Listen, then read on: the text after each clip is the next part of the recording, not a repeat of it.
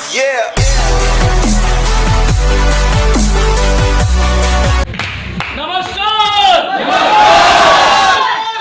मुझे लगा आप लोग सो रहे हैं। Thank you so much. अपनी बात को स्टार्ट करने के पहले मैं परमपिता परमेश्वर का शुक्रिया अदा करता हूं जिन्होंने मुझे मनुष्य रूप में जन्म दिया। सेकंड, अपने माँ बाप का जिन्होंने मुझे पालकर एक अच्छा संस्कार दिया। थर्ड, उन सभी प्यारे लीडर का और हमारी प्यारी सी टीम का जिनकी बदौलत आज मुझे यहाँ बात करने का अवसर मिला।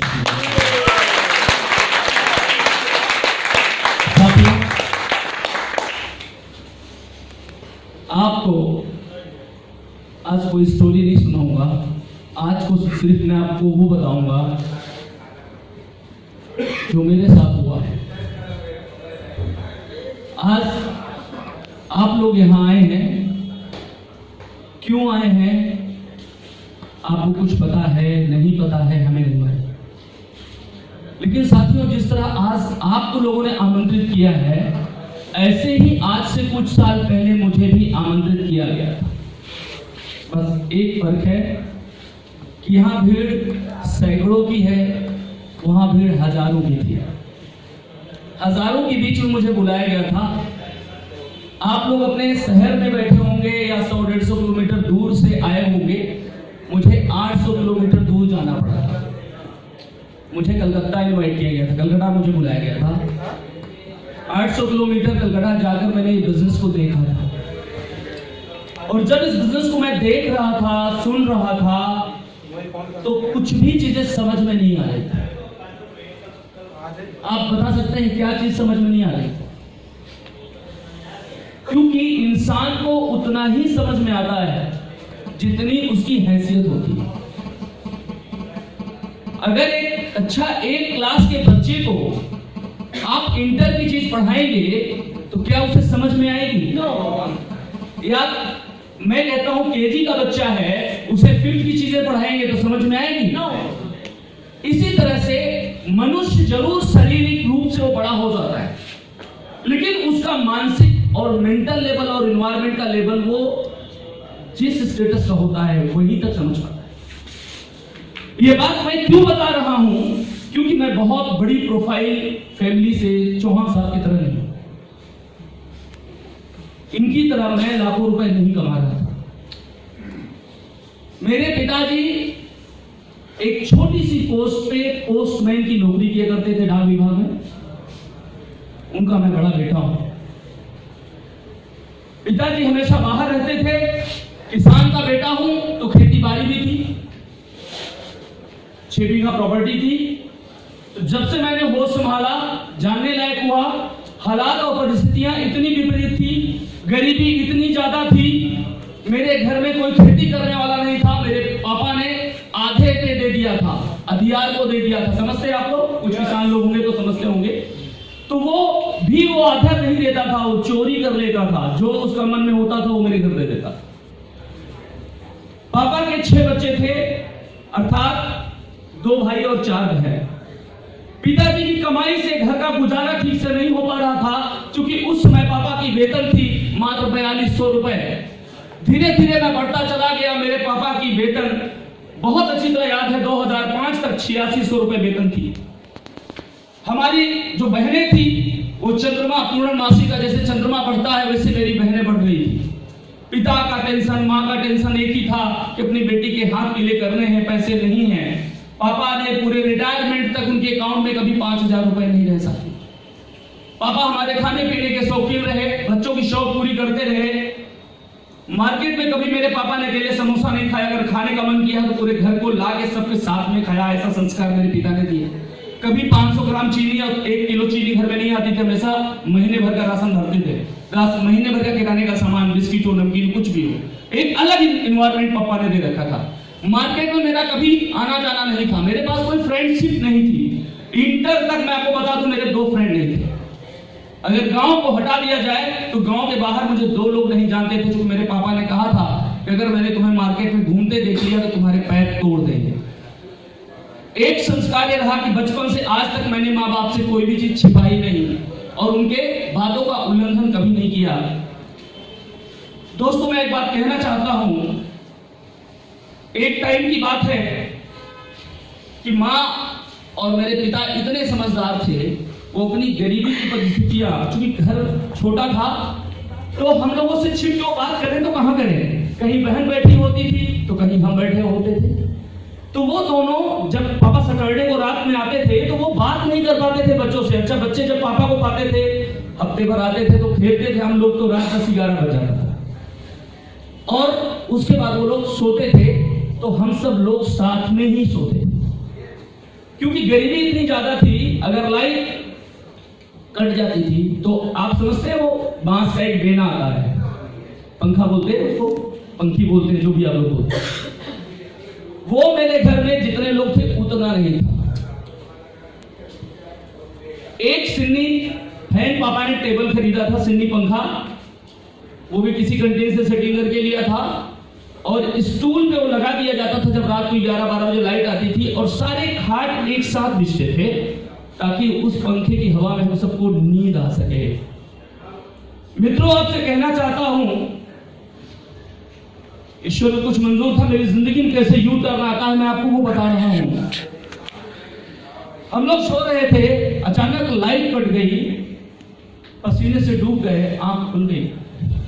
मैंने ये देखा कि माता जी पिताजी का पैर दबा रही हैं और पिताजी और माता जी आपस में बात कर रहे परिस्थितियों को लेकर, हालात को लेकर। उनकी एक ही चिंता थी कि बेटी के हाथ पीले कैसे हों, कैसे बड़ी बेटी की हम लोग शादी करेंगे। दहेज इतनी ज्यादा डिमांड हो गई है, लोग बिना दहेज की शादी करने को तैयार नहीं, संवेदनाएं मर चुकी हैं, और ये 4-4 बेटियां, और कह के मेरी मां रोती थी कि भगवान या तो बेटी को उठा ले जाओ या तो परिस्थितियां में सुधार दो।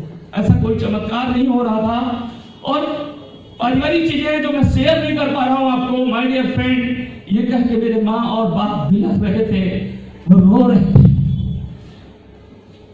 और मैं सुनता जा रहा था, और मेरे आंखों से आंसू गिरते जा रहे थे। मैं फपक कर रो नहीं पा रहा था, अपना पीलो अपने मुंह पर ठूस रहा था और आंखों को दबा रहा था, और आंसू पीलो पर गिर रहे थे, गीला हो गया वो पीलो। माय डियर फ्रेंड्स, अंदर ही अंदर भगवान को कोस रहा था कि ऐसा बेटा होने के पहले मुझे मौत क्यों नहीं दिया। हे पिता, या तो मुझे ऐसी ताकत दे कि मैं अपने माँ बाप का सहारा बनूं, मैं कुछ करूं, या तो मुझे भुला ले। दोस्तों, मैं गरीबी से बिल्कुल परेशान नहीं रहा करता था, क्योंकि पापा ने इतना प्यार दिया कि गरीबी कभी दिखा नहीं। पढ़ने से मेरा मन उचटना शुरू हो गया। मैंने अपनी पूरी खेती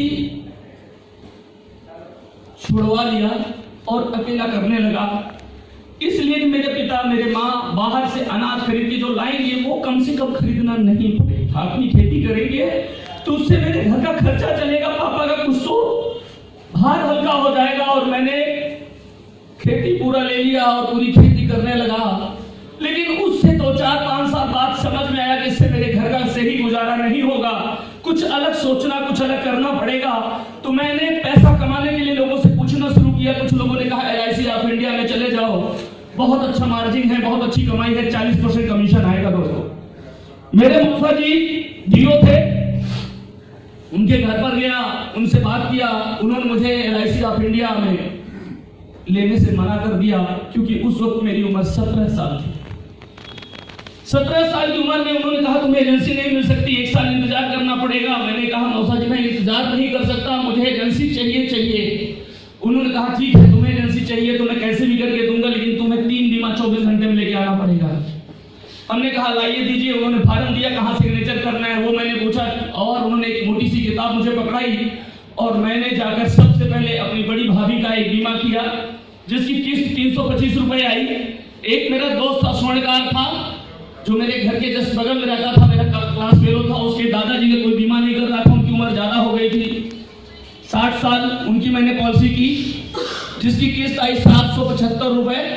और एक पॉलिसी मैंने और किया, अपने ही पड़ोसी का किया, दुबे हैं, जिनकी किस्त आई थी 500 रुपए।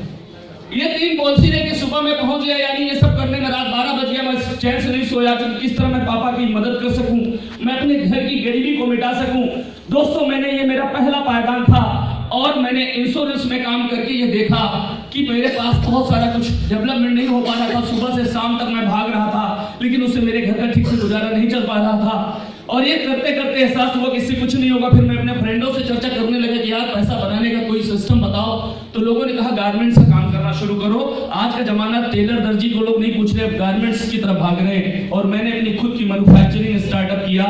पापा का जॉब और खेती प्रॉपर्टी लोन लेकर के मैंने अपना विद्याराज गारमेंट्स इंडिया के नाम से, मम्मी का नाम है विद्या, पापा का नाम है राज, तो ये ब्रांड का नाम रखा विद्याराज गारमेंट्स इंडिया।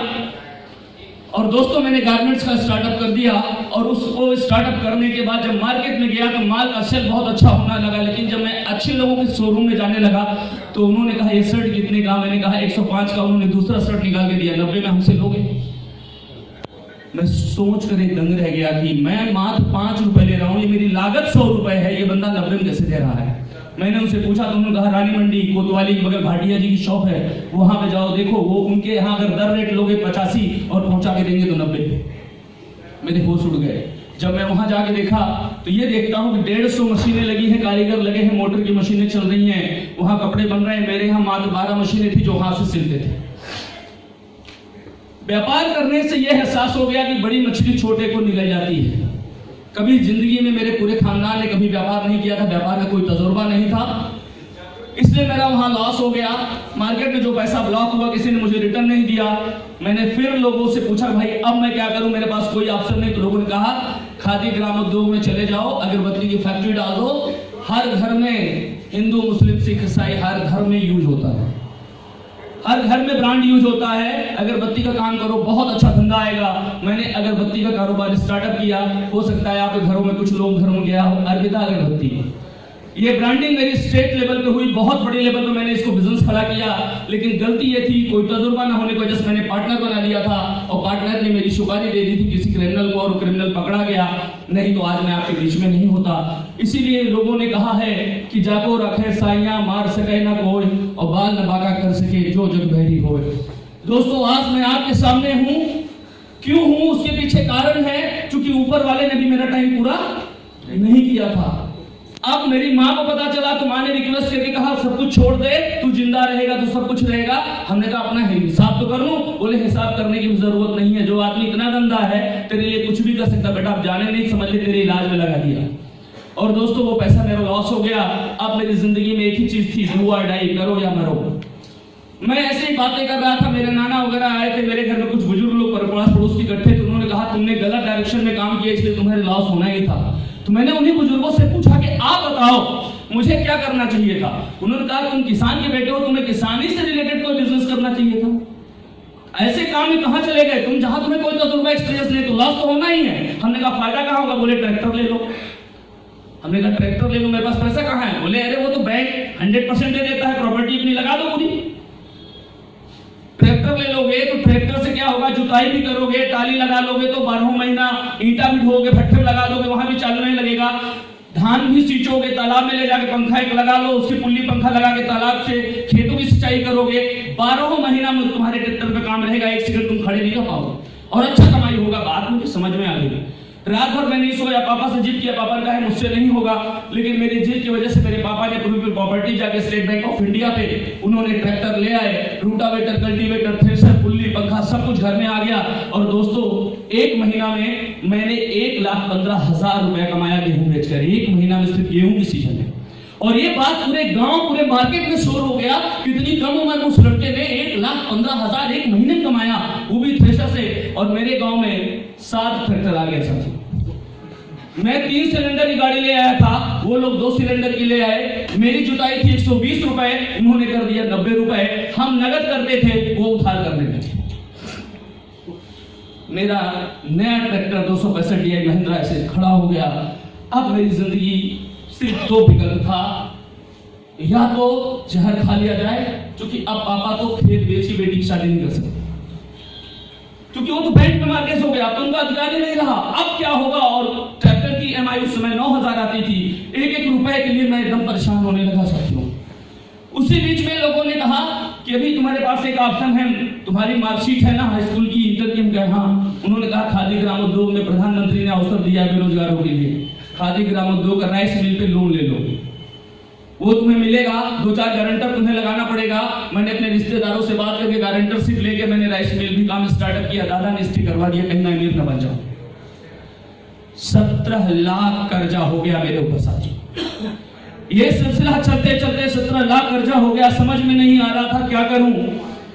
रास्ते में कुछ भी दिखाई नहीं दे रहा था, सब लाल पीला हो रहा था मेरी जिंदगी। और मुझे रोशनी नहीं पसंद थी, मुझे हंसना नहीं पसंद था। मेरे सामने कोई हंसता था तो मुझे जहर जैसा लगता था। रात को बिस्तर पे सोता था तो रोशनी नहीं जलाता था। पूरे अंधेरे कमरे में कोई शोर मेरे कान तक ना आए, जिसे कहते हैं नर्वस हो जाना। मैं डिप्रेशन में चला गया। मेरे माँ बाप इतने टेंशन में आ गए, मेरा हाथ से बेटा गया। सिर्फ एक चीज कि मैं चला था अपने माँ बाप की मदद करने, ये मैं क्या कर बैठा। अब क्या होगा, मेरी बहनों का अब क्या होगा, मेरे माँ बाप का अब क्या होगा। अब तो कुछ भी नहीं रहा। मेरे पिता ने एक बार मुझसे ये नहीं कहा कि सब तेरी वजह से होगा। भगवान ऐसे पिता सबको दे, साथ दुश्मन भी हो तो ऐसा पिता मिले। इतना नुकसान के बाद मेरे पिता ने एक बार भी मुझे धिक्कारा नहीं। साथियों, मैं आपसे एक बात कहना चाहता हूँ। वो एक ही बात कहते थे, जो बर्बाद किया इसने अपना किया, मेरा क्या किया। मेरे न रहने के बाद तो सब इसी का होगा। समझ में नहीं आ रहा था क्या करूं। उसी बीच में एक फरिश्ता मिला था मुझे। भगवान कृष्ण की एक लाइन जो गीता में कहा है, उन्होंने एक लाइन, आज वो लाइन मुझे बहुत इंस्पायर करती है और मैं हर स्टेज पे लाइन जरूर बोलना चाहता हूं, क्योंकि भगवान कृष्ण ने गीता में हम सबके लिए एक लाइन कही है। ऐ इंसान, इस बात को तू जीवन में नोट कर। माय डियर फ्रेंड, वो लाइन थी भगवान कृष्ण ने गीता में कहा था कि तू करता वही है जो तू चाहता है। तू करता वही है जो तू चाहता है, पर होता वही है जो मैं चाहता हूं। तू वही कर जो मैं चाहता हूं, देख फिर होगा वही जो तू चाहता है। ये लाइन आज मैं आप सबको इसलिए बोल रहा हूं दोस्तों, क्योंकि ये लाइन मेरी जिंदगी का एक इंस्पिरेशन है। मैं जब भी नर्वस होता हूं, इस लाइन के बगैर नहीं सांसें ले पाता हूं, क्योंकि आज मेरी जिंदगी में जितने अप डाउन हुए, अब समझ में आया कि मैं करता वही था जो मैं चाहता था, पर होता वही था जो वो चाहता था। तू वही कर।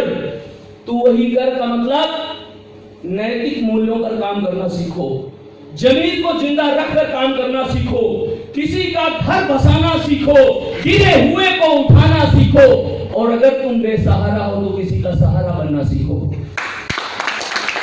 मेरी जिंदगी में कोई काम नहीं बचा था जब मैं 17 लाख कर्जे में था, और इस बिजनेस में मुझे यह बताया जा रहा था कि एक गरीब अमीर कैसे बन सकता है और उजड़ों को कैसे घर बसाया जा सकता है। मुझे अगर इस बिजनेस ने इंस्पायर किया तो एक ही चीज इंस्पायर किया कि लोग की हम कैसे हेल्प कर सकते हैं।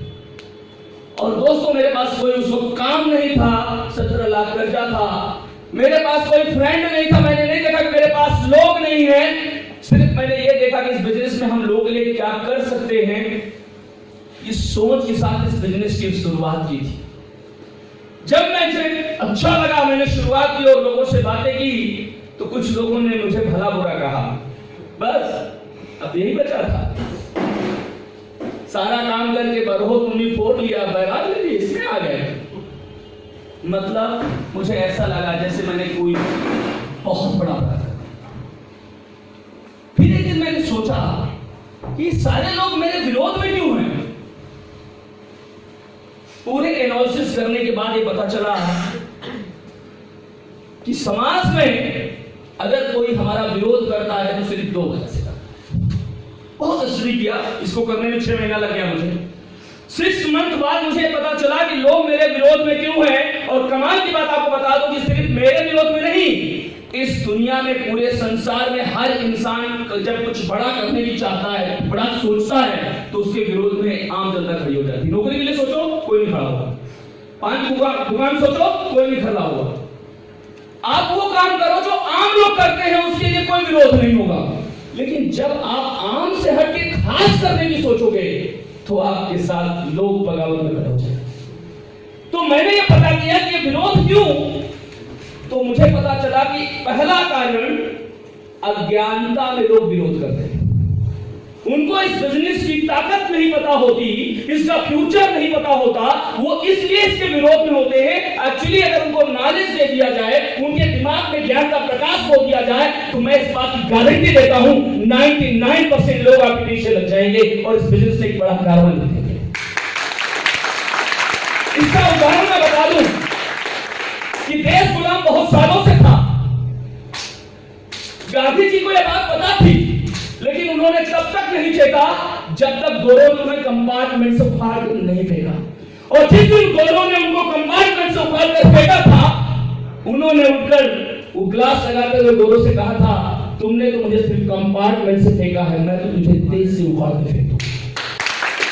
और एक लाइन उन्होंने कहा और इतिहास पूरी भीड़ उनके पीछे चल पड़ी थी। क्या एट ए टाइम? नो, पढ़ लो इतिहास। लोग मर रहे थे, सड़ रहे थे, इज्जत बेइज्जत सब हो रही थी, लेकिन गांधी के साथ कोई नहीं था। लेकिन उन्होंने इसकी परवाह नहीं की। वो और कस्तूरबा निकल पड़े और एक टाइम उनके आत्मविश्वास को देख के देश उनके पीछे चल पड़ा।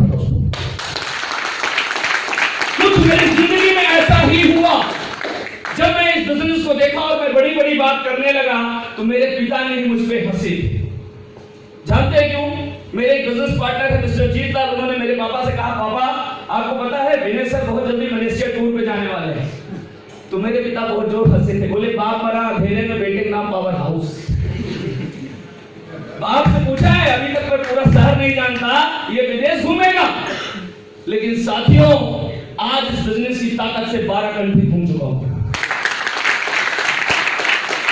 आज मैं आपको बताना चाहता हूं कि जो जिंदगी में जब इस बिजनेस में आया था तो खपड़े के मकान में रहता था, 17 लाख के कर्जों में डूबा हुआ था, बहनों की शादियों के लाले पड़े थे, एक अच्छा भाई नहीं था, एक अच्छा बेटा नहीं था, एक अच्छा समाज का नागरिक नहीं था, पड़ोसी नहीं था। आप बता सकते हो क्यों? क्योंकि हम समाज में हमेशा पैसे कमाने के लिए अनैतिक कामों को करना चाहते हैं। मैं किसी प्रोफेशन को गाली नहीं देना चाहता, हाथ जोड़कर माफी मांगूंगा, मेरी बात किसी को हो सकता है बुरा लगे, लेकिन सच्चाई बड़ी कड़वी होती है दोस्तों।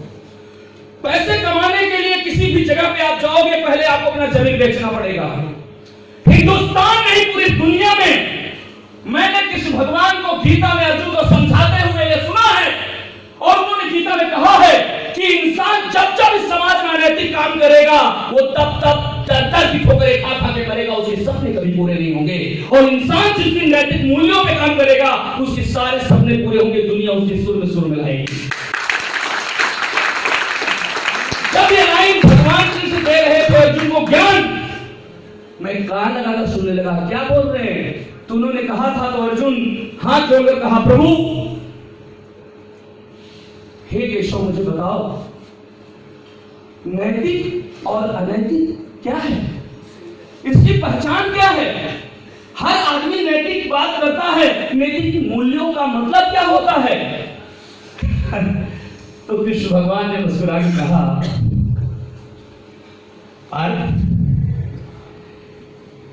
तुम्हें ये नहीं पता? नैतिक वो है पार्थ जो देश हित में, राष्ट्र हित में हो। आपके द्वारा जो भी काम हो, अगर वो काम से राष्ट्र का हित होता है तो नैतिक है। तो पार्थ ने कहा, सिर्फ राष्ट्र हित? बोले नहीं, पार्थ नहीं, दूसरा है राष्ट्र हित में हो और समाज हित में भी। जो भी तुम काम करो उससे पहले राष्ट्र का हित होना चाहिए, तुम्हारी मातृभूमि का हित होना चाहिए, दूसरा तुम्हारे समाज का हित होना चाहिए। और पार्थ ने कहा, तीसरा केशव? तो उन्होंने कहा था, तीसरा है परिवार का हित होना चाहिए। राष्ट्र हित, समाज हित, परिवार का हित जो करता है वही नैतिक आधारों पर काम करता है। जो इन तीन में एक को छोड़ देता है वो अनैतिक कार्य करता है। जब मैंने इस बिजनेस को देखा तो पहला देखा कि मेरी एक एक रुपए की कमाई का फर्स्ट पहले टीडीएस करके राष्ट्र को जाता है, तब मेरे पास पेमेंट रिलीज होता है। और जब तक टीडीएस के लिए पैन कार्ड अप्लाई हम नहीं करते, अपडेट नहीं करते, मैनेजमेंट पेमेंट आपका चाहे करोड़ बन जाए रिलीज भी नहीं करती। पहले राष्ट्र, सेकेंड आप। तो मेरी कमाई का पहला टीडीएस बढ़ता है, यानी टोटल हमारी इनकम व्हाइट मनी होती है। दूसरा मैंने देखा कि बिजनेस किसके लिए है, पहले राष्ट्र के लिए और दूसरा समाज के लिए। किसके लिए?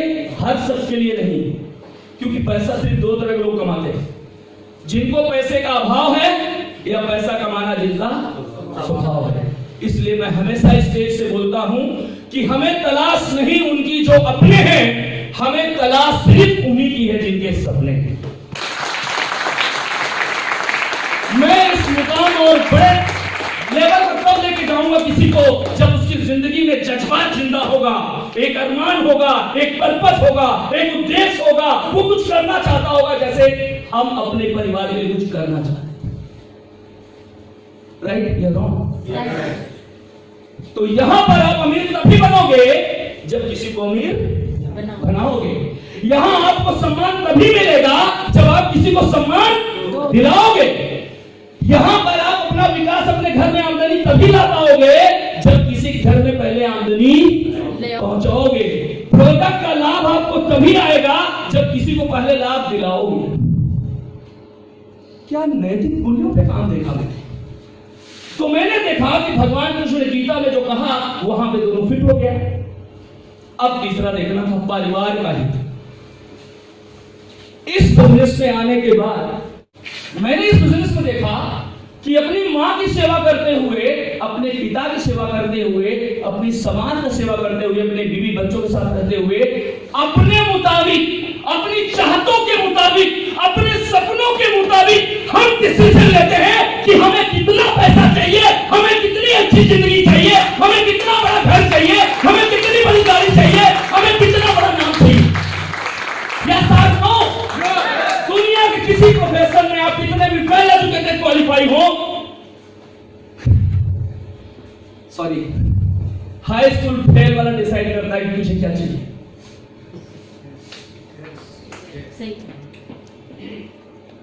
मैंने देखा एक साल एजुकेशन को बोल रहे थे, कुछ लोग पीछे से कमेंट कर रहे थे कि एजुकेशन मतलब बेकार। नो, एजुकेशन अगर बेकार होता तो मुझे अपने बच्चों को स्कूल में भेजने की जरूरत नहीं है। Education very very most important. लेकिन शिक्षा का मायने क्या है? क्या वो शिक्षा जो आपको गुलाम बना दे या आपको एक नई आजादी दिला दे? इस समाज में आपको रट्टा मारकर पढ़ाया जाता है, सिर्फ जॉब ढूंढो। मैं वो पढ़ाई करना चाहता हूं और दुनिया को एक पढ़ाई देना चाहता हूं जिससे अपनी जिंदगी की वो चाहतों को मिलाई चाहिए।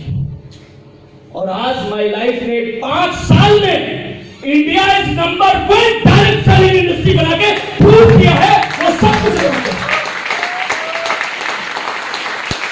आज यहां पर 5 सालों में लोगों की इनकम 55 लाख रुपया महीने की है। कितना? 55 लाख। लोग पूरी जिंदगी जूतों की सोल रगड़ डालते हैं, 55,000 महीना नहीं आता समझ। 5 साल मेहनत करके लोगों ने अपने मुकाम को 55 लाख पे पहुंचाया है। बड़ी बात नहीं बोलता हूं, एक ऐसा फरिश्ता यहां बैठा है जिसने डिसीजन लिया है कि जब तक इस स्टेट पे 10 अचीवर नहीं बनाऊंगा मैं इस स्टेट पे सम्मानित नहीं होना चाहता। और आपको बताना चाहता हूं कि वो शख्सियत आज मेरी नजर में एक इंसान नहीं, इंसान के रूप में एक फरिश्ता है साथियों। दुनिया में इज्जत किसको नहीं कर रही, दुनिया में सम्मान किसको नहीं कर रहा, लेकिन वो लीडर हर महीना अपना रैंक क्वालिफाई करता है लेकिन स्टेट पर नहीं आ रहा, क्योंकि उसका संकल्प है कि पहले मेरे 10 स्टेज के लीडर दहाड़ेंगे तब मैं पीछे से निकल कर आगे आऊंगा, उनका वेलकम करूंगा।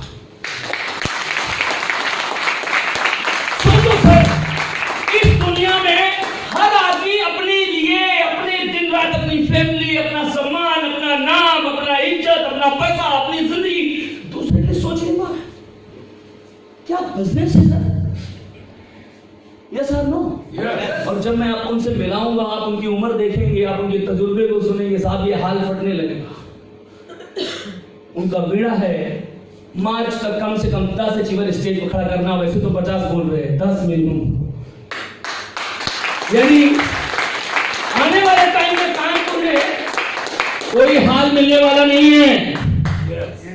आज भगवान ने आपको डंडा मार के इधर भेजा है। ये मत सोचो कि किसी के बुलाए से आ गए हो। ये देश, इस कानपुर में लाखों लोग हैं और वो लाखों को जानते भी होंगे, हजारों को, लेकिन उनको यहां भगवान ने क्यों नहीं भेजा? क्योंकि भगवान ने कहा है कि मेरे इशारे के बगैर एक पत्ता भी हिलता नहीं है। राइट या रॉन्ग? ये बिजनेस कितना बड़ा है मैं नहीं जानता, आप इस बिजनेस से कितना बड़े बन सकते हो ये मैं जानता हूं।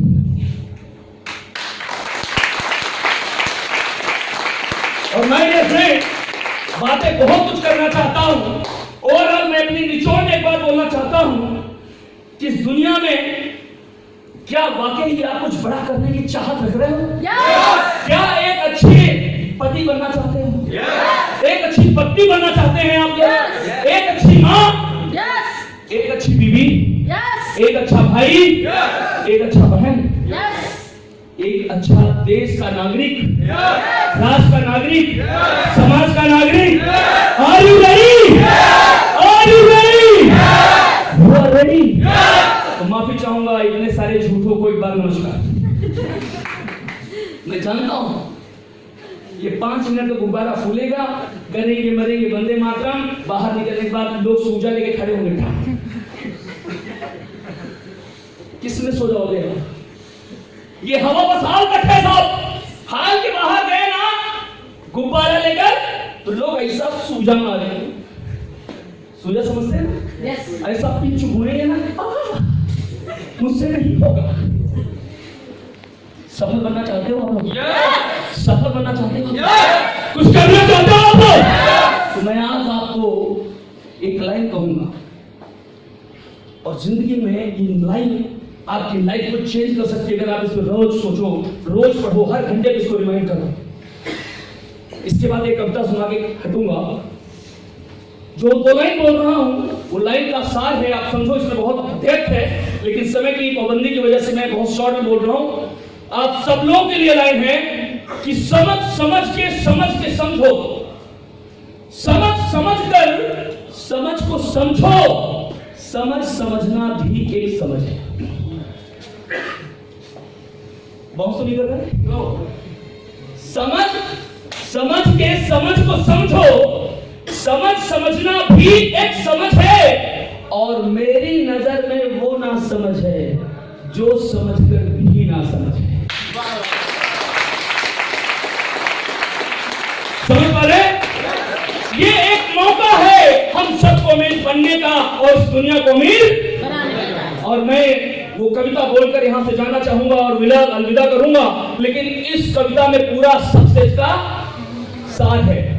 और जितने लोग सिकंदर बने, जितने लोग पूरी दुनिया में नाम किए, जितने लोग विश्व रिकॉर्ड बनाए, जितने लोग आगे भी आने वाले हैं, वो सब यही करेंगे। सुनना चाहेंगे? सुनना चाहेंगे? वो कविता है, वृक्ष हो भले खड़े, वृक्ष हो भले खड़े, हो घने, हो बड़े। जब मैं इस बिजनेस में आया था और मुझे इस बिजनेस में किसी ने मौका दिया था और जैसे मैंने शुरुआत की और 1000-2000 का चेक लिया, एक दूसरा पड़ोसी फर्जी कंपनी में आके कहता है, देखो अभी तो तुम वही साइकिल लो, मैं मोटरसाइकिल ली। लेकिन कभी मैं उसकी मोटरसाइकिल से प्रभावित नहीं हुआ, क्योंकि ये लाइन मुझे पता चल गई थी कि वृक्ष हो भले खड़े। वृक्ष समझ गए? जिनको देख के आप मोटिवेट होते हो, जिनको देख के आप आंखें फाड़ देते हो। ये वो लोग थे जो कल आपसे भी बुरी जिंदगी जीते थे साहब। आपको छत नसीब है, इनको फुटपाथ नसीब था। आपको 2 वक्त की रोटी मिलती है, साहब इनको सूखी रोटी मिलती थी। आप तो दाल चावल सब्जी रोटी खाते। इन लोगों का इतिहास पढ़ो साहब। ये पढ़े भी नहीं थे, बैकग्राउंड में भी स्ट्रॉन्ग नहीं थे, लेकिन विश्व आज उनको जानता है, बच्चा आज उन्हें जानता है। उसके पीछे कारण है कि उनको ये लाइन जो पढ़ी थी उन्होंने अपनी जिंदगी में इम्प्लीमेंट किया। जो किया था, जो किया है और जो आगे भी करेगा वो इतिहास लिखेगा। इस बात को मैं गारंटी से एग्रीमेंट करने को तैयार हूं। इस लाइन को बस इम्प्लीमेंट आज से करना आप लोग। हर बार, हर दिन, हर पल, हर क्षण इसको रटना है आपको। दिमाग में सब कॉन्शियस माइंड में डाल देना है। तैयार हैं आप लोग? वृक्ष हो भले खड़े, हो घने, हो बड़े। जब आप काम में निकलना थकावट आएगी साहब, नींद आएगी साहब, सुस्ती आएगी साहब, मन करेगा रुक जाओ, नहीं, वही भटकाव होगा। वृक्ष हो भले खड़े, हो घने, हो बड़े, एक पत्र छाह भी मांग मत, मांग मत, मांग मत, आगे नहीं बढ़, आगे नहीं बढ़, आगे नहीं बढ़। लाइफ में कुछ करना है तो तुझे चलना पड़ेगा, रोशनी तभी मिलने वाली है। Are you ready? Are you ready? You are ready? लेकिन ये आपसे नहीं सुनूंगा क्योंकि झूठा या सच्चा नहीं लगता। आज संकल्प चाहिए मुझे आपसे, तैयार हैं आप लोग? खड़े हो जाइए साहब आप। राइट हैंड आप लोग लीजिए और आगे ये विजुलाइज करिए, ये दिमाग को कमांड दीजिए कि बाएं हाथ में अग्नि है और दाएं हाथ में संकल्प। तैयार है? हर आदमी को यह मानना है कि बाएं में अग्नि और दाएं में संकल्प, और वो संकल्प आपसे चाहता हूं। अभी मैंने बोला है कि वृक्ष हो भले खड़े, हो घने, हो बड़े, एक पत्र छाह भी मांग मत, मांग मत, मांग मत, अग्निपथ, अग्निपथ। अगला संकल्प लेने को तैयार है? तू न थकेगा कभी, तू न थकेगा कभी, तू न थमेगा कभी, तू न मुड़ेगा कभी, कर शपथ, कर शपथ, कर शपथ, अग्निपथ, अग्निपथ, अग्निपथ। तैयार है? संकल्प के साथ है? दुनिया में ऐसा कहर बन के छाना हम सबको कि आने वाले टाइम में हर आदमी आपके सामने झुकने को मजबूर हो। आपकी सक्सेस लोगों को मजबूर कर दे झुकने को। Are you ready? और इस लाइन को क्यों करना है कि तू न थकेगा कभी, तू न थमेगा कभी, तू न मुड़ेगा कभी, कर शपथ, कर शपथ। बोलना है किया शपथ, किया शपथ, किया शपथ। क्या? आगे नहीं बढ़, आगे नहीं बढ़, आगे नहीं बढ़। क्यों? सुनोगे? दुनिया के हर शख्स की जिंदगी देख लो, पास पड़ोसी, नात रिश्तेदार, अपनी लाइफ। ये महान दृश्य है, ये महान दृश्य है, चल रहा मनुष्य है, ये महान दृश्य है, चल रहा मनुष्य है, अश्रु से रक्त से लथपथ, लथपथ, लथपथ, अग्निपथ, अग्निपथ, अग्निपथ। दुनिया का हर शख्स जो भी कर रहा है, जो भी कर रहा है, कंप्रोमाइज, कंप्रोमाइज, कंप्रोमाइज। इसलिए कहा ये महान, पूरी दुनिया को देख लो, ये महान दृश्य है। हर शख्स भाग रहा है लेकिन उसकी नींद, उसकी जरूरत पूरी नहीं हो रही, और चल रहा कोई रुक भी नहीं रहा है, सब भाग रहे हैं। ये महान दृश्य है, चल रहा मनुष्य है, दर्द भरी जिंदगी से, अश्रु से रो रहा है। कैसी जिंदगी जी रहा है? लथपथ, लथपथ। क्यों? क्योंकि उसकी जिंदगी में सिलेबस नहीं है। अग्निपथ, अग्निपथ वो आसान रास्ता किया करता है। जिंदगी में